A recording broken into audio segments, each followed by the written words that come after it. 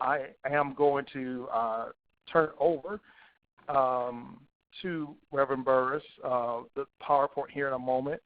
It appears, though, there we go. Okay, so what I'm going to do is I'm going to go ahead and just control the PowerPoint from our end, and that way you can focus just on presenting. Does that sound good, Reverend Burris? That sounds good. Thank you. All right. Okay, so I will turn it over to you, and I'll start with our purpose. All right. Well, welcome, everyone. It's awesome to have everyone on board for our discussion this morning. And as Jermaine mentioned, I come to this work with a background in higher education primarily, and over the last 20 years or so have done work with diversity. But I'm also have worked very strongly in the faith community. My tradition, just so that I'm very transparent, is that I'm of the Baptist faith tradition and have served and I was called to the ministry in 2005 and was ordained in 2014. And again, I've had the good fortune of serving in various capacities of ministry within my own faith tradition. And so this work, I come to this discussion with a melding of my professional experience in terms of diversity and inclusion, along with the work that I've done in the church. And so I'm really excited about this topic because it allows me to bring both of my worlds, both of my passions together. And so, again, thank you all for being with us this morning for this awesome discussion.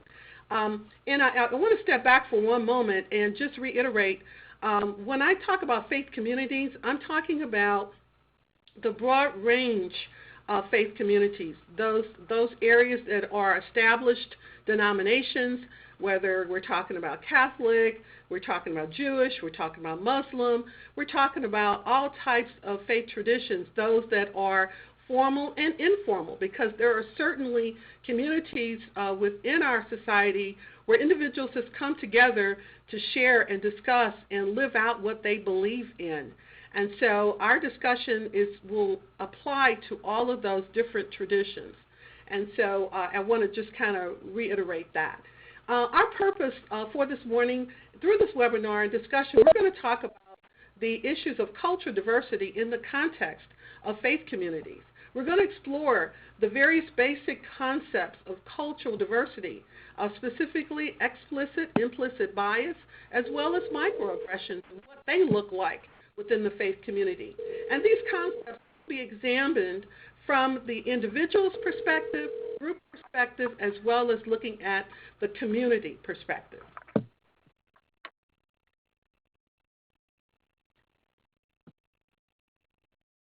One poll question that we'd like to pitch to our audience to think about.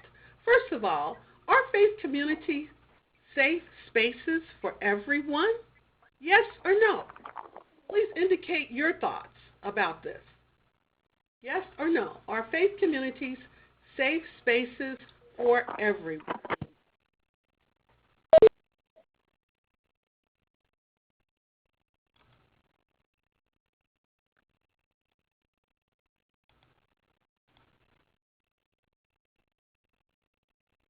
Okay, all right, so people have responded, awesome.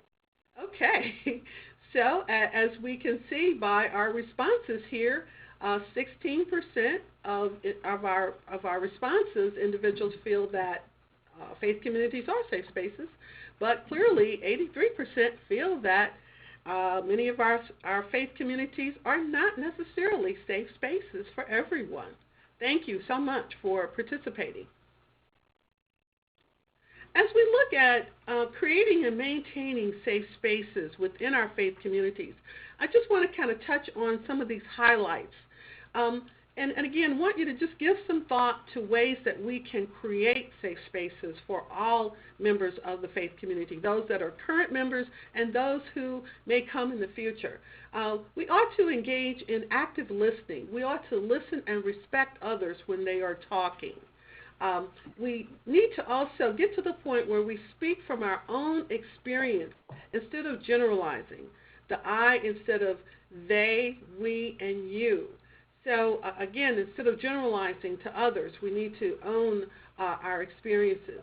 We need to respectfully challenge one another by asking questions and to keep the focus on ideas.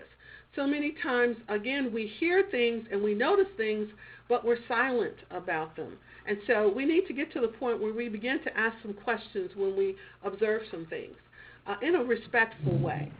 We need to participate to the fullest of our abilities. Community growth depends on the inclusion of every individual voice. And so, again, when individuals feel free to fully engage, that really helps the community to grow individually and collectively. Instead of invalidating someone else's story with our own spin on his or her experience, share your own story and experience.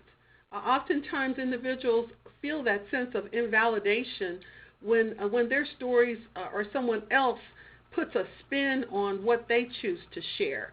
And so we need to encourage one another to share our own stories and our own experiences, and then have that respect for those experiences.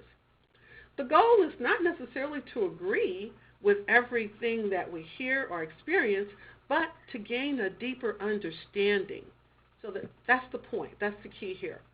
And then finally, we need to be conscious of our own body language and our nonverbal responses, because they can be as disrespectful as the words that we use. So just keep in mind some of these thoughts and ideas about creating and maintaining safe spaces within our faith communities. I want to touch on a few definitions. When we talk about diversity and inclusion, what do we mean? And so for the point of our talk this morning, diversity is the range of human differences, including but not limited to race, ethnicity, gender, gender identity, sexual orientation, age, social class, physical ability or attributes, religious or ethical value systems, national origin, and political beliefs.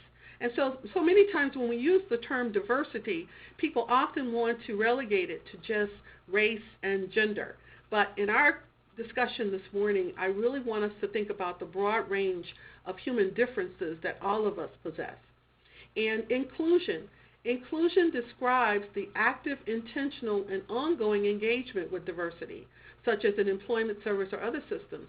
I want to jump back one moment in terms of diversity, that, again, keeping in mind that we're talking about the broad range of human differences.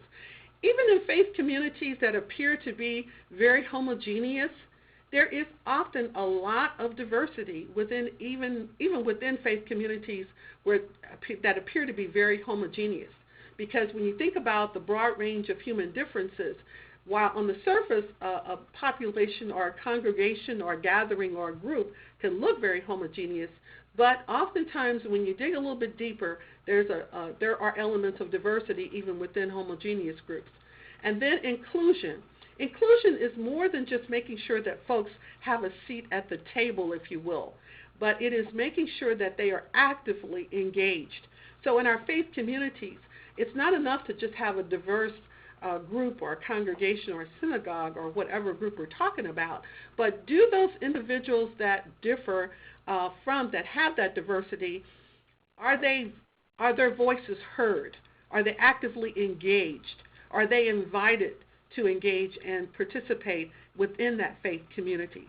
So when we talk about inclusion, that's the other component of diversity that we need to think about. Do you believe that it's okay to be biased? Strongly agree, neutral, disagree, strongly disagree, or not applicable?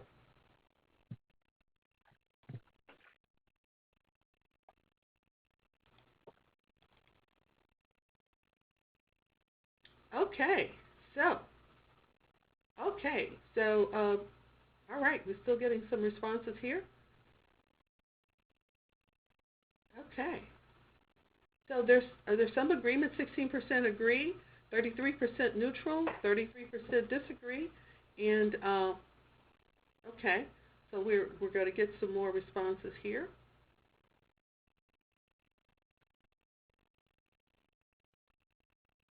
Okay, all right. Looks like, again, we're kind of middle. Some feel that are neutral in terms of 33%. Some disagree. So we've got some middle range folks here. Thank you for your responses. want to touch on another area of bias when we talk about diversity that's very common, explicit bias. Explicit bias refers to the attitudes and beliefs that we have about a person or a group on a conscious level. Everyone has them. They encompass both favorable and unfavorable assessments. They are expressions of explicit bias occur as the result of deliberate thought. They can be consciously regulated, and people are more motivated to control their biases if there are social norms in place that dictate that prejudice is not socially acceptable. And much of the time, these biases and their expression arise as the direct result of perceived threat. And so everyone has some form of explicit bias. Most times we are aware of them. Again, some people, case in point, really are irritated when babies are crying in our congregation. They get irritated some people get irritated and feel it is a disruption to the service to have children in some of our services. And so that would be a form of explicit bias where they openly feel that way, they express it, and so again, it can be a negative or a positive assessment. But that's one example that comes to mind right away. Implicit bias, on the other hand, these are attitudes or stereotypes that affect our understanding, actions, and decisions in an unconscious manner. So these are subconscious biases that we hold.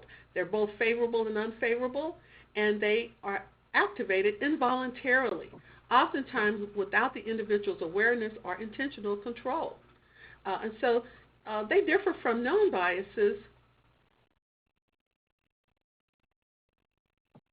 in that they may choose, they differ from known biases that individuals may choose to conceal for the purposes of social or political correctness.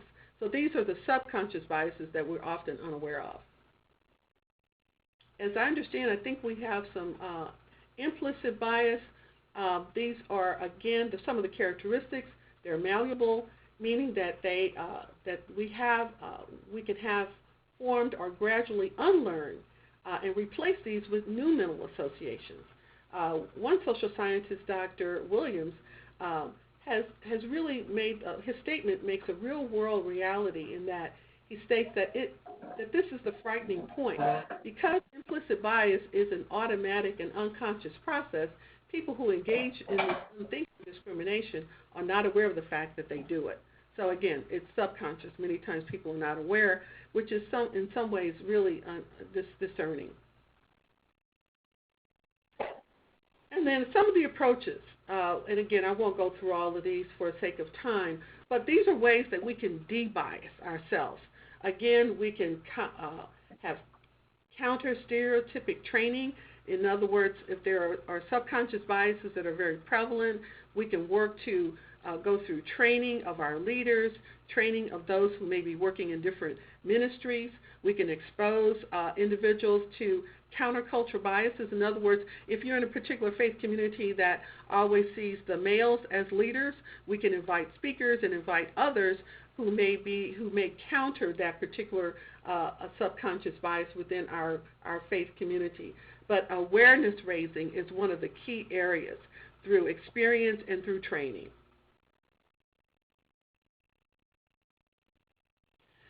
One of the areas that we really want to hit on before we wrap up is microaggressions. Microaggressions are those little insults that we often place on one another. And again, I love this image in that they are like mosquito bites. And all of us, most of us have had some form of mosquito bite. But one single mosquito bite, somebody says something that's an insult or that is very demeaning or is very hurtful to you because of your race, your gender, or some disability or some type of attribute that you possess, you get a remark or a comment, you blow it off. But when you constantly get remarks or comments about your socioeconomic status or maybe you were part of the drug community at one part, when you constantly get remarks and comments, these are little insults, little digs that constantly that an individual may receive.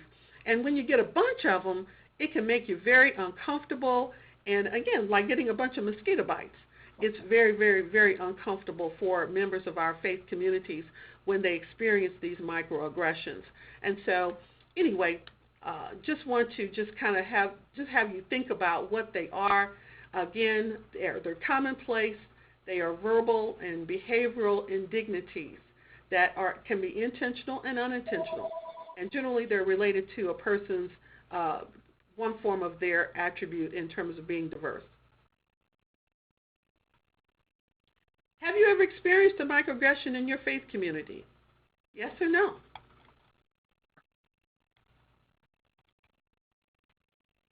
Oh, my. Okay. All right. So, all right. Wow, okay. All right. So it looks like most of you have experienced some type of microaggression on some level. And usually, a few other points, the perpetrators are usually unaware that they have engaged in again, demeaning the recipient of the communication. They derive their power to injure from their invisibility to the perpetrator. And it includes racial, gender, sexual orientation, disability, class.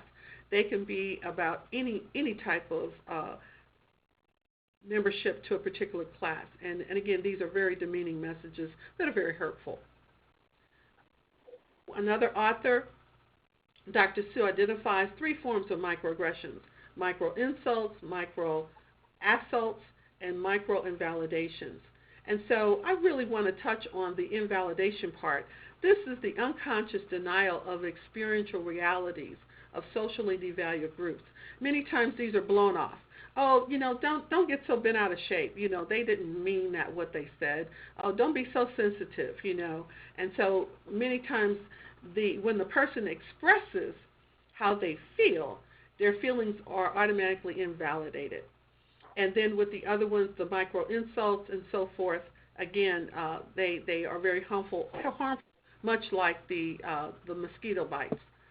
Again, when we talk about microaggressions, on the target recipients of the behavior, on individuals, much like receiving a bunch of mosquito bites. Upon the group, when these happen upon the group, the impact is very negative, meaning those groups can oftentimes not feel welcome, not feel included, and many times they may leave our faith communities. And then on the broader community, it really sends a negative message in terms of the impact individuals, and oftentimes individuals in our faith communities come to the faith community because they have, and many times they've experienced these microaggressions in their work, in their neighborhood, in the store, or whatever. So we need to be mindful about many times individuals come to our faith communities for that sense of validation and support when they have been hurt, when they have experienced microaggressions in the broader community. And so we need to keep these things in mind when we're interacting with members of our faith communities. Many times they have experienced these hurts, and oftentimes bring that hurt to our faith community for comfort and for peace. And so we need to be mindful about that so that we create those safe spaces for members of our faith communities. Well, I want to thank Reverend Burris for giving us a very solid presentation. I know that she could have given us 2 or 3 hours more of this, and this was a much longer presentation that she reduced from a 3-hour, it's a full day to 3-hour to a 20-minute piece. So I want to thank you for making that effort to try to squeeze enough in there that we could begin a conversation. And I want for us to think about actually continuing this in a longer format where we can have an hour or more to have this conversation and some dialogue. As part of our Engage and Learn webinar series, we like to try to set aside at least 10 minutes to do some Q&A with our speaker. We have about 8 minutes before we go to our 11 o'clock sharing session. And so I sent out a chat with everyone that encouraged you to send me questions if you had any. I don't have any at this time, but I would love to hear from you all. Any questions, any feedbacks about microaggressions, or even about the bias, that's implicit or explicit, any of those kind of concepts that we've talked about. Let's have a brief conversation. or feel free to ask our speaker any questions. And when you ask a question, if you could tell us your name, that would be excellent.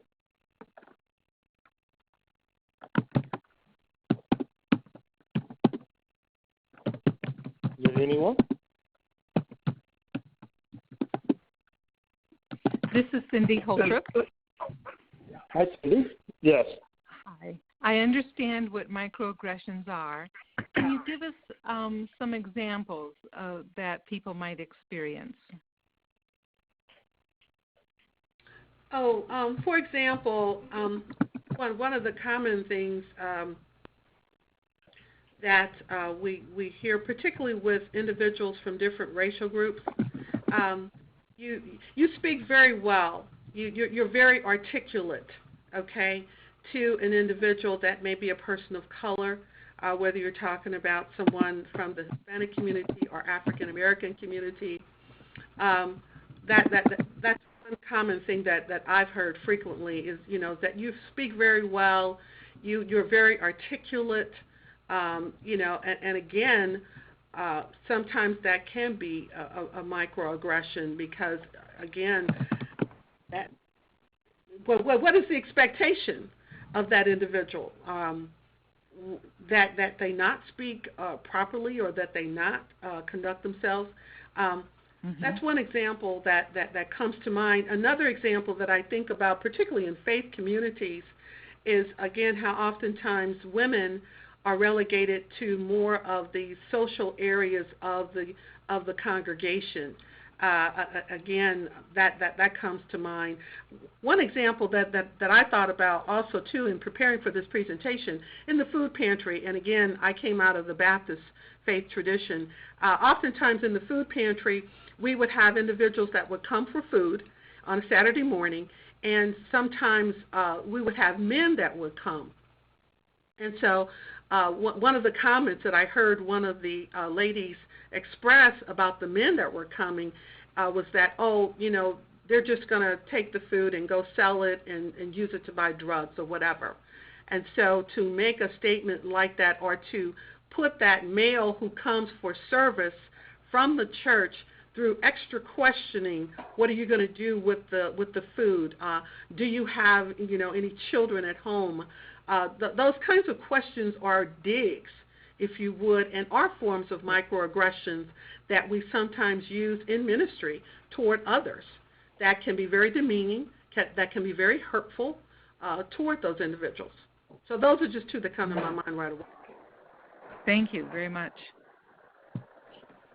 We also know that, stigma and bias, those things play a major role in sometimes how we perceive other people. And while the intention from some people, we talk about implicit and explicit bias, while the intention may not be to offend or to hurt, sometimes people just speak from how they've been raised. And talking about a mental health, we're working to try to reduce stigma around mental health, so forth. There's even microaggressions as they apply to persons with disabilities or persons who may be experiencing depression or anxiety, or in Deborah's case, the addiction ideal of they're coming to get the food for drugs, not because they really need the food to eat. So I think as faith communities, if we're going to be those safe spaces, I think it's important that we examine our bias, that we examine ways we might experience microaggression against those in the LGBTQ community. All those things are important for us to consider, and 20 minutes is not going to most definitely equip any of us to do this, the way we can, but I'm hoping that this webinar can generate a conversation and that from that we can have future learnings around that. We have about 3 more minutes set aside for Q&A, and if you would like to ask our speaker a question, feel free to do so. So I see one from Alan Johnson. Is the implicit bias of value? The comment that some in faith communities women do not lead, is that a bias of value or both? So let's talk about that one. Reverend Burris? I think the comment is that in some faith traditions, and again, speaking about my own experience as a woman who accepted or called in the ministry, again, it was very challenging for me. So again, I'm not saying that is across the board in every faith tradition. I'm not saying that is the case, but in some traditional faith communities, women were not less looked upon as ministers or as faith leaders. In many cases, they were relegated to, and again, historically, when you look at the history of many of our church traditions, particularly the Baptist faith, women were relegated to, the kitchen services or services with the children. Those are often areas that you often see, whereas roles such as being the head of the trustee board or having a leadership role over a particular ministry, you saw that. Now, again, it is changing, quite a bit. You do see women pastors. You do see women operating in more leadership roles today. But, again, it has been a struggle for some. So, again, I don't want to generalize and say that that's the case in all, but that's one example that comes to mind right away based on my own personal experience and my own personal journey. Now, I have two questions that I want to see if you can touch on. I have about a minute left, and so this is like one of those mini sermon opportunities. You got give me. So, but I have about a minute left, and I'll spend a couple minutes because I think this is important. One question is, what if the microaggression are justified biblically or theologically? And then I want to combine the other question with, so then how do you confront a person who is being confrontational, especially with microaggressive comments or actions? And I think the other question about if it's justified biblically or theologically could be that line. So, Reverend Burris, let me give you a couple minutes if you could to address that. Well, again, one of the things we have to be careful about in terms of using the Bible to justify certain behaviors is the interpretation, because I think always when we look at the text of Scripture, it's always real important to look at the context and look at the community that Scripture, who wrote the Scripture, what was the context, what was going on at the time. Now, again, for me, as I look at, again, when I read Scripture and I look at the Bible, when I look at the teachings, and for me, I follow the teachings of Jesus Christ. And what is the call? The call is to love, and again, to love one another and to embrace one another. And the Scriptures talk about there's no Jew, there's no Greek. So for me, again, I'm speaking about my own faith tradition, but certainly there are texts many times that are taken out of context, and that you have to be very careful about those interpretations. And so that's where I sit on that. And again, Jermaine, feel free to chime in there. Well, I know we could continue this conversation much longer, but I just want to thank you so much for taking time out of your busy schedule to do this webinar. And we most definitely will extend an opportunity to do this for a longer period of time based upon the responses that we get from this series here. But I want to give you a virtual round of applause, and thank you so much for Thank you, everyone, your for tuning in. And thank you, Jermaine. Thank you for this opportunity, and thank you, everyone, for being a part of this discussion this morning. Thank you. Thank you so much. We will put this on our website for future viewing for others. Let's go ahead, and our chairperson, president of the board, Robert Scrocky, is with us, and we typically set aside this time for organizations to report out what they're doing well. And so I'm happy to report that Pathways to Promise will be joining Pathways to Hope in San Antonio, Texas, on this week to do a presentation on mental health and the church. And so I will be speaking for about 20 minutes alongside another colleague at this conference. The numbers at this point in time are about 1,500 people that are registered to attend that conference in San Antonio, Texas. Once again, being put on by Pathways to Hope, and the representative, Reverend Doug Beach, who is representing NAMI San Antonio. So I'm excited about our participation in that conference on this Friday, matter of fact, this Friday and Saturday. And we are continuing to update the website with new articles geared around cultural sensitivity as it relates to how one does ministry. So that is a brief update with what we're doing with Pathways. And we're excited about, in October, having a mini conference, October the 27th in St. Louis, Missouri. And we'll get word out to everybody about that mini conference and some of our topics around aging and ministry, about the revamping of a companionship model that we're working on. So that's a very brief overview of what we're doing with Pathways to Promise. I would invite all of you on the phone call to let us know what you're doing too.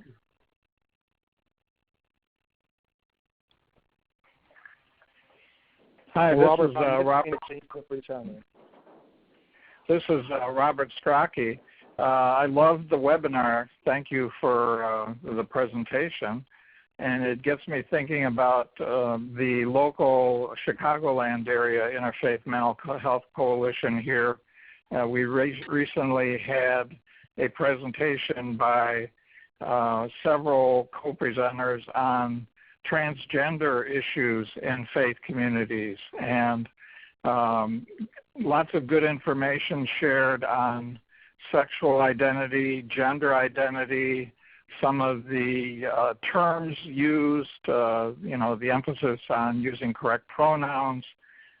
We talked a lot about clobber texts, so to speak, from the Bible that can be seen as being used out of context to generate bias and microaggressions toward people of different sexual identities and gender identities. So it was a very interesting presentation and certainly speaks to our topic of today. The other thing I just wanted to briefly mention is there's a live-streamed event coming up called Recovery, Prevention, and Hope. National experts equip faith and community leaders on opioids and addiction programs, coming up on Wednesday, September 27th. And there's quite a bit of discussion in the Chicagoland area about getting different organizations and faith communities to host groups of people to view the presentation and then have a community discussion afterwards related to the opioid crisis. So those are a few of the things that are brewing. Another thing that's brewing is we're going to have a presentation probably in September, a date not yet chosen, on making congregations sensitive to trauma, how to have trauma-informed congregations. And we're going to have a nationally known speaker come in and do a training using a good book that we found on helping faith communities become trauma-informed. So themes like trauma-informed and the opioid crisis seem to be really hot in the Chicagoland area.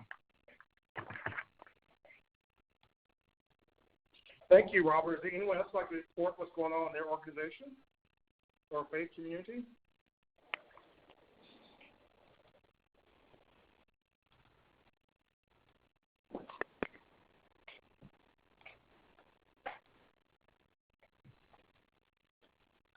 I know we have some people who have joined us by phone. We have others who have joined us by their computers. If you have joined us by your computer and you are not able to speak to us, please feel free to chat with me your report, and I'll be happy to share that with everyone. We still have about 23 minutes left in our time together, so we want to make good use of it. So is there anyone else who wants to share what you have going on, upcoming event, or some work that you're doing? Can you hear me? Yes. This is Alan. Hey, Alan. Oh, you can. Oh, my goodness. I haven't done this before. This is great. I had no idea. I was looking all this up. I listened to the whole thing. Thanks for doing the webinar, Jeremy. I think it's really very helpful for us to have a focus, that we don't have to get out of our little cubby and travel somewhere. We can actually sit here and have conversation. I appreciate that very much. You're welcome. Sure. You might know that I have at least two hats that I'm kind of wearing. One right now is the UCC, United Church of Christ Mental Health Network, and we're in the process of receiving another grant so that we can continue our mental health conferences. Our upcoming one actually is in October on the 20th in Florida, and we're going to do another one, we hope, in the Chicago area. We have some people who are interested in doing that as too. It's a one-day focus with keynote speaker and workshops and other material. So it's good. Again, we're focusing on whys, and I think many of you might know that's kind of what UCC is working on right now, welcoming, inclusive, supportive, engaged congregations about mental health. And we have a process by which congregations can become wise about mental health. We had our General Synod this summer in Baltimore, and that was a real affirmation of the work that we do. And we celebrated 7 congregations, only 7, but at least 7 congregations have gone through the process and have voted as a congregation to be wise about mental health. So we celebrated them at a luncheon, and that was really very good. Locally, I also work with the Interfaith Network on Mental Illness, and we have this wonderful speaker who's coming in November, focusing really on suicide prevention, intervention, and postvention, how faith communities, other groups, and you can help. And we're bringing this person from Minneapolis, Rachel Keefe, who has written and about to be published a book on her work in dealing with suicide. And her best approach is really, how does God view suicide? And here's the bottom line. God is not a fan of it. I love that. She really talks a lot about how do faith communities really talk about suicide, and she comes at it as a theologian. So that's been something we're doing in November. And then locally here, the other thing is I'm part of a local church here, and we're in the middle of a series on mental health programs. Last Sunday we had one on understanding depression, and for us it was great to have 45 people there. Just to explore that issue. And this upcoming Sunday is on eating disorders, and then it's going to be on teenage depression and suicide, and then I'm reading it right here, mental illness in different age groups. And Susan Craig Schroeder, she's probably, I don't know if she's on the call, but I'm using her DVD that comes out of Mental Illness and Families of Faith. Man, it is really good. Only 15-minute video, and then I have a quote-unquote an expert who has experience in these areas to then engage the congregation. So that's our Sunday, August series on mental health. So a lot's on the plate, but it's moving along. Thanks for sharing, Alan. Is there anyone else who wants to share what they have going on? This is Abigail calling from Northwestern Medicine here in the DeKalb County. It's a very small county, and what I've seen that our community is working on is training our police officers, which, based on, media, we hear about all the negative impact that police officers supposedly are contributing to our community, which I don't think that's true. I think we need the proper training, especially when dealing with people with mental health. So something that a previous person had mentioned is the approach of sensitive to trauma, to being aware of that and how to approach it, and how to safety plan is essentially the most important when dealing with our population with mental health. Safety planning, interventions, people they can talk to, resources, and how to just overall approach the situation. And I think that's something that overall nationwide, that's something that we need to work with. And I'm very proud of our community, how we're involving everybody, including teachers as well, in setting up interventions at an early stage as young as early childhood. So that's something that our community is still working on. That's great. Could you repeat who you are and where you're from? Yeah, so this is Abigail, and I'm calling from Northwestern Medicine in Kishwaukee, in DeKalb County. We offer mental health in what to state?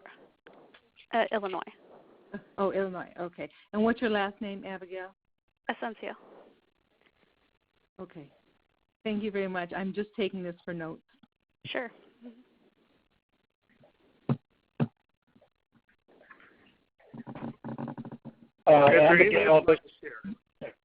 Abigail, this is Robert Strachey. Thank you for sharing that. And just a side note, in September, our Interfaith Mental Health Coalition is going to have a 2-hour event on helping congregations become trauma-informed and helping to form local geographic clusters between faith leaders and providers and NAMI chapters and persons with lived experience. And Northwestern Medicine will be sending a presenter to talk about helping congregations be trauma-informed. Just as an aside, the SIDRAN Institute, SIDRAN, is a great resource on helping congregations be trauma-informed, and they have a very well-developed curriculum called Risking Connections in Faith Communities, a training curriculum for faith leaders supporting trauma. And Elizabeth Power, who has been very active in some trainings for Pathways to Promise in the past, will be coming to do a one-day orientation to use of that curriculum in the Chicagoland area in the next few months. So that's a great curriculum if anyone's interested in working in your own area on helping faith communities become trauma-informed. Definitely. I'll be on the lookout. And you said it was the SIDRAN Institute? S as in Sam, IDRAN, SIDRAN Institute. Okay. All right. Thank you for the information. Robert, I guess I'm a little naive. Could you give me just about a couple of sentences on what does trauma-informed mean? I'm sure I would not do it justice, but basically it's talking about recognizing the signs and symptoms of what happens as a result of trauma, and also the healing effect that growth-promoting relationships within faith communities can have in terms of helping people who are going through their own both individual childhood and cultural traumas, because there are a lot of traumas perpetrated through prejudice and discrimination in our society, and faith communities can help in healing that as well.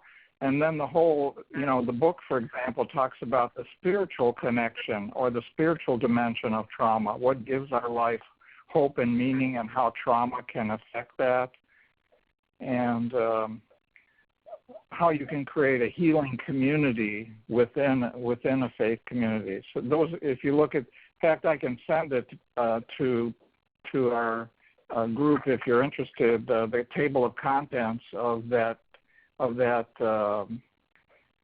curriculum book, and it gives you a sort of a sample of what some of the key points are in relation to understanding trauma, understanding the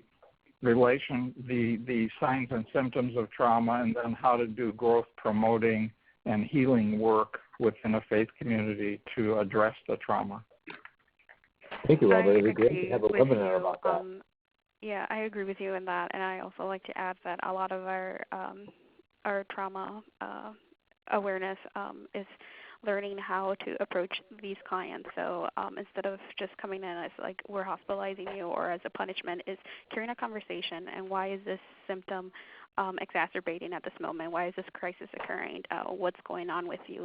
Let's talk about it, or let's give you a time to calm down so you can explain and express yourself in a safe space rather than just jumping into conclusions or in a forced manner, forcing an individual to either calm down or talk about it. Giving them that safe space and always being aware that most of the time mental health clients do have some sort of trauma during their childhood, and they have not been able to obviously overcome the situation. Yeah, I think the powerful thing about understanding trauma as that risk factor that can increase the probability of developing a mental health challenge is how important the faith community can be as a protective factor in just providing that support for individuals when they are experiencing trauma that triggers episodes of depression or anxiety or substance use. So I think the church really understanding trauma and not being judgmental about what should be traumatic or what shouldn't be traumatic, and giving spiritual formulas to deal with trauma, where it most definitely need more to just pray about it or seek God about it. So I think being trauma-informed is very important as faith communities because it allows us to not use a one-size-fits-all approach, but to really be sensitive to that person's experience. So I think becoming trauma-informed congregations is so important in our faith communities. Thanks. Are there any other reports from anyone?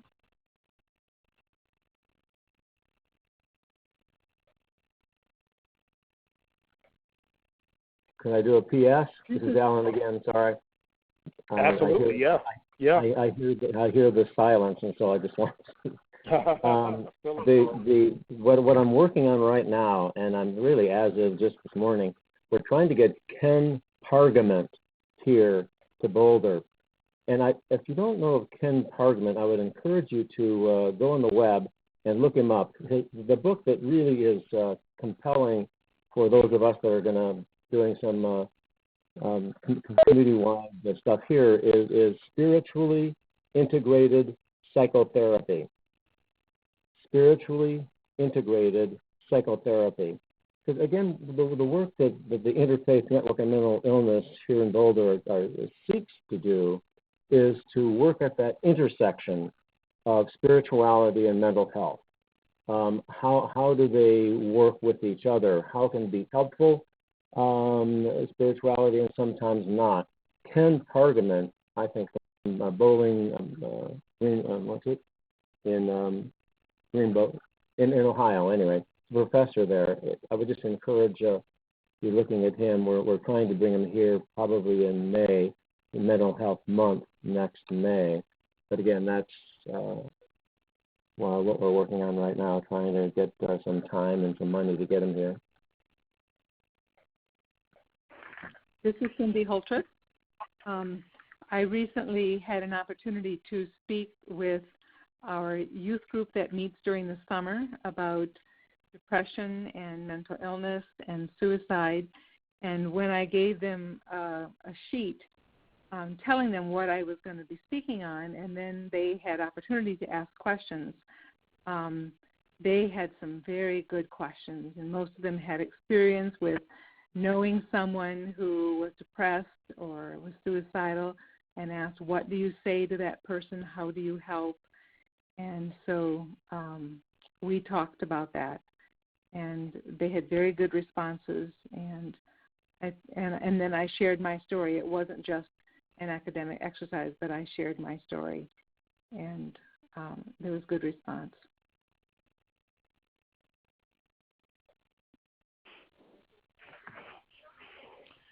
Great. Is there anyone else? Cindy, this is Robert Strachey. Your comments reminded me that within the Unitarian Universalist faith tradition, which I belong to, there's a program called Accessibility and Inclusion Ministry, AIM, within which different congregations can apply to go through a several-year process of assessing the needs of the faith community members related to feeling included and feeling like the congregation is accessible, whether it's a physical disability, a mental or emotional disability, a special needs, children's kind of issue related to autism spectrum disorder, for example, or learning disabilities, how religious education can accommodate and accompany persons through their experiences within the church. And so as we talk about mental health ministry and mental health awareness in congregations, that broader umbrella of inclusion and accessibility in general comes to mind, and telling stories such as your youth group is having the experiences of can be so powerful in breaking down those microaggressions and making the unconscious biases that we tend to accumulate dissipate.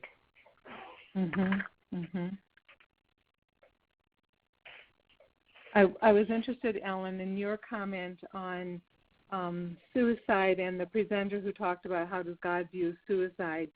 I'm working with our denomination and our mental health task force on presenting some materials for our website on suicide. And one of my interests is from a faith perspective, how do we view suicide? And I was recently able to share that with a pastor who was going to do the service of someone who just committed suicide or died by suicide. I'm really trying to change my language. Very good. Glad you caught it. Yeah. Yeah, this Rachel Keefe is really the only person I've met recently, and I'm sure there are many, many other people who are really thinking theologically about suicide. And what do you say? And she's very compelling, especially when she says, when you say, well, God is a loving God and accepts everyone just as they are, sometimes that plants the seed for a person who has suicide ideation, says, well, God will come for me, so I'll just die. And she said, so therefore we have to really be careful about our language, about who God is and how we understand where God is in our own struggles as well as our recovery. So, that's going to be, we're doing 2 clergy coffees with her when she's here. I hope it's just small groups of clergy, maybe 10, 15 each, in 2 different communities here in Boulder. And that's going to be the question. This is for you, faith leaders, clergy. How do you understand suicide? What is her name? Rachel, Keefe. Okay. Rachel Keefe. And I can give you her email and stuff like that. I'm not sure she wants it, but she's Anyway, she's a local church pastor and had been an interfaith chaplain in a psychiatric institution in the Northeast, and she's now in Minneapolis. Were you somehow? I think it was you. Were you somehow? Go ahead. Alan, this is Cindy Holtrip. Will you somehow make some of her presentation or information about what she says available to us? Because I'm really interested in that faith perspective. We actually videotaped her workshop on this subject in Omaha, and I think we have it on our website now. I'm not sure because we're doing a lot of stuff, but it's on. It would be MHN Mental Health Network /UCC.org. MHN-UCC.org. And you should be able to find the workshop that she did on what's really called intervention, prevention, and postvention on suicide. I'm sorry, can you repeat that website? Yeah, Alan, this is Can Jermaine. you repeat the website? Go ahead. I'll repeat the website. Alan? Yeah, that's the website. She wants you to repeat the website address. Yeah, my sense is go to the website. Otherwise, maybe I could send you her workshop. It was videoed okay, but she got in some of the things we're talking about right now. The other program that we just came up with that actually happened last week is the 13 Reasons Why Not. Yes. Now, I assume, Cindy, you probably, especially having kids around, I asked my 16-year-old granddaughter, and I said, you don't know that program. She said, are you kidding? I read the book, and I've seen that every show.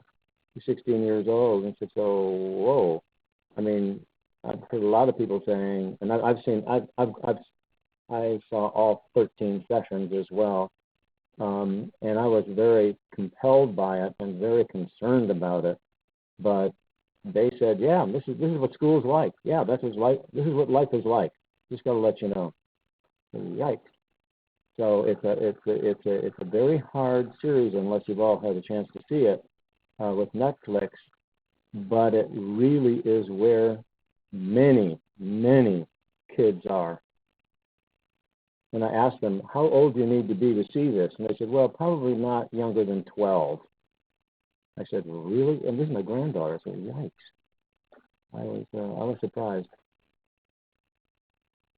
I mean, that's the thing about kids at a younger age are not being talked about suicide and don't know how to, handle the situation. So when they find TV shows such as, 13 Reasons Why, they think they can relate, and and that's not necessarily a really good resource. They do actually need to find help, and what this show portrayed, that when this individual went to seek for help, she didn't really get it. So it creates that stigma about mental health, that her thoughts were invalid, or what she was feeling was not something to be of concern. So yes, we need to be aware of these shows that are that kids at any age are able to access. I know. I agree. Well, we have Rachel, I'm going to try to put the link, or at least the address of that website, for you in the minutes of today. I want to, as we come to a close of our time together, remind everybody that September is National Recovery Month. Every September, SAMHSA sponsors Recovery Month to increase awareness and understanding of mental and substance use disorders and celebrate the people who have recovered. I want to encourage you all to go to recoverymonth.gov, and at recoverymonth.gov is where you can find a toolkit, its logos, banners, flyers, posters. You can post events there. You can reach out to officials for proclamations and statements and letters. So if you're looking for a way to promote mental health awareness, September is National Recovery Month. And then October is Mental Illness Awareness Week. NAMI sponsors that week, and many have embraced that. October 2nd through the 8th is Mental Health Awareness Week. And then Pathways, our next webinar will be on October the 11th at 10:30 a.m. Our speaker is going to be Barbara Myers, who is a mental health community minister and also at Mission Peak Unitarian University Congregation. And so Barbara is going to speak to us about emotional CPR. That CPR stands for connecting, empowering, and revitalizing. So Barbara Myers is a trainer in emotional CPR, and she's going to do a webinar on that subject. So once again, CPR stands for connecting, empowering, and the R, revitalizing. So we look forward to hopefully hearing from many of you again in our October webinar. If you have any events that you're doing, please feel free to share those with us at info@pathwaystopromise.org. Once again, that's info, the number 2, pathwaystopromise.org. So info@pathwaystopromise.org. And we'll be happy to share those things as part of our blogs. Cynthia will tell you we're always looking for a good article as part of our blog. So I want to thank everybody for joining us on today. I will upload this webinar this week, and will be available in our archives. So once again, thank you so much for joining us. Thank you. Thanks.